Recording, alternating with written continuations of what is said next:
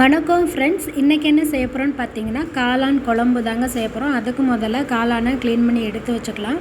ஒரு வானலில் எண்ணெய் ஊற்றிட்டு பட்டை, கிராம்பு, சோம்பு, வாசனை திரவியங்களாம் சேர்த்துட்டு வெங்காயம் சேர்த்துட்டு நல்லா வதக்கலாங்க. தக்காளி சேர்த்துட்டு அதே நல்லா வதக்கி விட்டுக்கலாம்.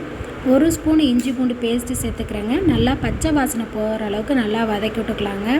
இப்போ நம்ம கழுவி வச்சுருக்க காளானை சேர்த்துக்கலாம். சேர்த்துட்டு நல்லா வதக்கி விட்டுக்கலாங்க. கொஞ்சம் போல் மஞ்சத்தூள் சேர்த்துக்கிறேங்க. சேர்த்துட்டு நல்லா வதக்கி விட்டுக்கலாம். தண்ணி காளான்லேருந்து அப்படியே தண்ணி பிரிஞ்சு வெளியில் வர அளவுக்கு நல்லா வதக்கி விட்டுக்கலாம். இப்போ தேவையான அளவு பார்த்திங்கன்னா கரம் மசாலா சேர்த்துக்கிறேன். தேவையான அளவு ஹோம்மேட் மிளகாத்தூள் சேர்த்துக்கிறேங்க. தேவையான அளவு தண்ணி, உப்பு எல்லாம் சேர்த்துக்கிட்டு நல்லா வேக விட்டு இறக்குங்க. நம்மளுடைய காளான் குழம்பு ரெடிங்க. இந்த மாதிரி நீங்கள் ஒரு டைம் செஞ்சு பாருங்கள். சப்பாத்தி சாதத்துக்கு நல்லா இருக்குங்க. இந்த வீடியோ உங்களுக்கு பிடிச்சிருந்தா நம்ம அனுநினைஞ்ச சேனலை சப்ஸ்கிரைப் பண்ணுங்கள், லைக் பண்ணுங்கள், ஷேர் பண்ணுங்கள், கமெண்ட் பண்ணுங்கள். நன்றி ஃப்ரெண்ட்ஸ்.